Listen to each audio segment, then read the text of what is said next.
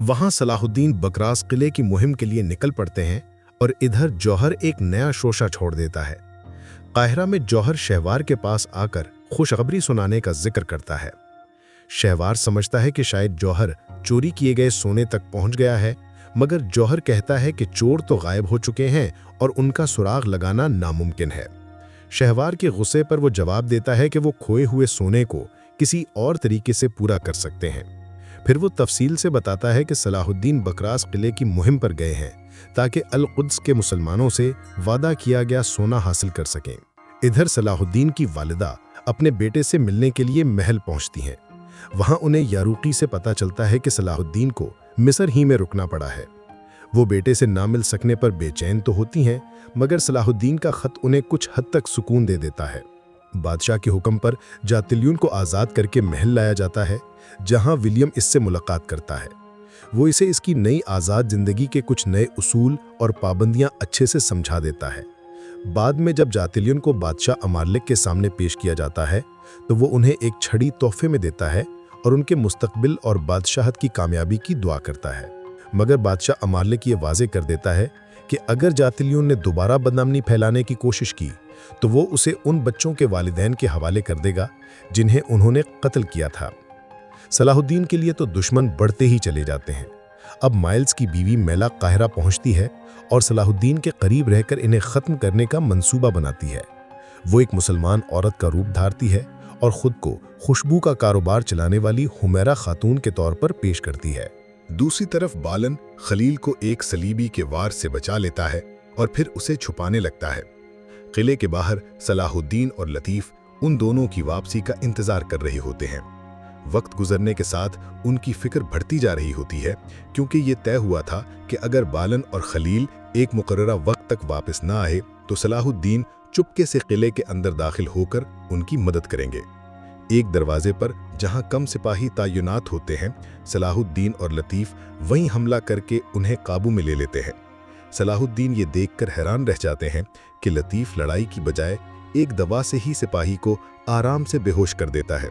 सलाहुद्दीन उसे दाद देते हैं और फिर दोनों किले के अंदर दाखिल हो जाते हैं। सोना तलाश करते हुए बालन और खलील एक ऐसी जगह पहुंचते हैं जहां अचानक कुछ सिपाही उन पर हमला कर देते हैं, लेकिन वो दोनों अपनी चुस्ती और हिम्मत से सिपाहियों को जल्द ही काबू में कर लेते हैं। फिर वो दरवाज़ा खोलने की कोशिश करते हैं, मगर वो खुलता नहीं।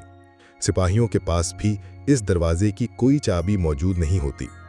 बालन सख्ती से कहता है कि ये दरवाज़ा हर हाल में खोलना होगा, क्योंकि यही खजाने तक जाने का वाहिद रास्ता है। दूसरी तरफ सुल्तान नूरुद्दीन जंगी के हुक्म पर यारूकी बकरस किले पर हमले की तैयारी करता है। वो और मौदूद जल्द ही किले के अतराफ पहुंच जाते हैं और बाकी फौज का इंतज़ार करने लगते हैं, लेकिन उन्हें ये खबर नहीं होती कि सुल्तान सलाहुद्दीन पहले से ही किले के अंदर मौजूद है। काहिरा में शिरकू को सुल्तान नूरुद्दीन जंगी का खत मौसूल होता है, जिसमें लिखा होता है कि यारूकी बकरस किले पर हमले के लिए निकल चुका है। बुज़ूक, जो सलाहुद्दीन की खफिया मुहिम से वाकिफ होता है, फौरन शिरकू को साथ लेकर बकरस की तरफ रवाना हो जाता है ताकि यारूकी को हमले से रोका जा सके। किले में जब बालन को चाबियां नहीं मिलती तो खलील एक चाकू की मदद से दरवाजा खोलने लगता है। आखिरकार दरवाजा खुल जाता है और वो आगे बढ़ जाते हैं। कुछ देर बाद उन्हें एक और दरवाजा नजर आता है जिसके सामने कई सलीबी सिपाही मौजूद होते हैं। खलील होशियारी से उन्हें चकमा देता है और अचानक हमला कर देता है। बालन भी फौरन लड़ाई में शामिल हो जाता है। शदीद झड़प के बाद उन्हें आखिरकार एक चाबी मिल जाती है, लेकिन एक सलीबी उन्हें देख लेता है। तभी अचानक सलाहुद्दीन नमूदार होते हैं और उसे गिरा देते हैं। सलाहुद्दीन को देखकर खलील फौरन लॉर्ड जून की हकीकत बताना चाहता है, लेकिन सलाहुद्दीन उसे रोक देते हैं और कहते हैं कि अभी बातों का वक्त नहीं। काफी कोशिशों के बाद जब दरवाजा खुलता है तो सब हैरान रह जाते हैं, क्योंकि सोना वहां मौजूद नहीं होता। बालन फौरन नक्शा निकालता है और एक तिजोरी तलाश कर लेता है, मगर उसमें चाबी का कोई जिक्र नहीं मिलता। सलाहुद्दीन नक्शा अपने हाथ में लेते हैं और तजवीरी के पहिए को घुमाना शुरू कर देते हैं।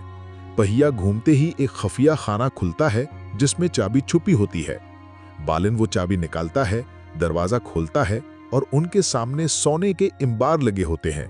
आखिरकार बालन और सलाहुद्दीन सोना ढूंढने में कामयाब हो जाते हैं, मगर उसी लम्हे कले में सिपाहियों की चीखों पुकार गूंजती है कि जंगियों ने कले का मुहासरा कर लिया है। ये सुनते ही बालन गुस्से से पागल हो जाता है और सलाहुद्दीन पर शक करने लगता है।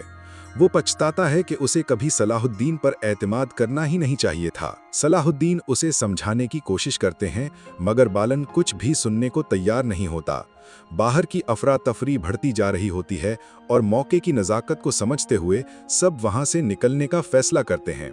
उसी दौरान शमसा और लॉर्ड जून को भी हमले की खबर मिलती है और लॉर्ड जून का शक सलाहुद्दीन के हवाले से अब यकीन में बदल जाता है।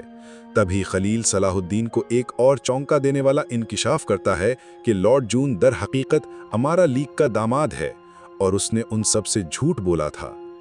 सलाहुद्दीन को आखिरकार लॉर्ड जून की असल हकीकत मालूम हो जाती है, लेकिन वो फिलहाल खामोश रहने का फैसला करते हैं।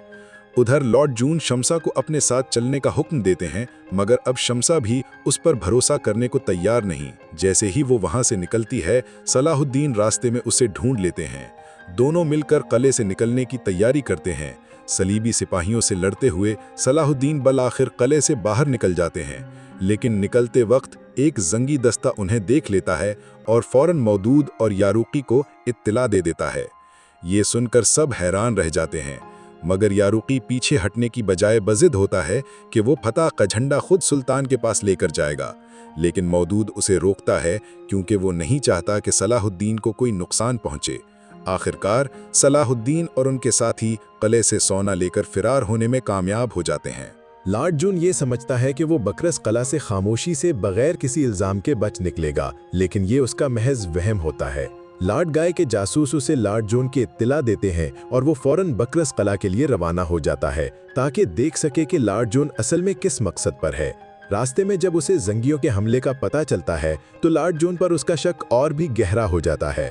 उधर सलाहुद्दीन मौदूद से मुलाकात करते हैं और उनसे पूछते हैं कि वो यहाँ क्यों आए हैं। जब मौदूद उन्हें सारी मुहिम के बारे में बताते हैं तो बालान समझ जाता है कि सलाहुद्दीन वाकई सच बोल रहे थे। इधर लॉर्ड गाय किला पहुंच जाता है और आते ही दिफा को मजबूत बनाने के अहकामात देने लगता है। वो लॉर्ड जून को देखकर सवालात की बौछार कर देता है, लेकिन लॉर्ड जून सख्त लहजे में जवाब देता है और उसे उसकी औकात याद दिलाता है। तभी एक सिपाही आकर खबर देता है कि लॉर्ड जून के साथ आए तमाम मेहमान गायब हो चुके हैं। अब इल्जामात खुलकर सामने आते हैं, लेकिन लॉर्ड जून सिर्फ एक जुमला कहता है कि वो सिर्फ कुदस के बादशाह को जवाबदेह है, किसी और को नहीं। यारूकी हर सूरत बकरस किला पर हमला करना चाहता है, मगर सब कुछ उसके प्लान के उलट होने लगता है।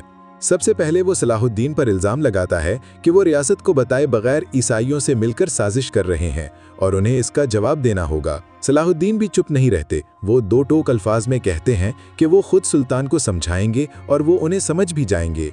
इसी दौरान यारूकी को इत्तला मिलती है कि लॉर्ड गाय किला में पहुंच चुका है और उसने दिफा भी मजबूत कर लिया है। अब हमला करना नामुमकिन है और यारूकी दिल पर पत्थर रखकर पीछे हटने पर मजबूर हो जाता है। लेकिन वो इस अज़्म से शाम जाता है कि अपनी नाकामी का सारा मलबा वो सलाहुद्दीन पर डाल देगा। अगला एपिसोड देखने के लिए लाइक और सब्सक्राइब करें।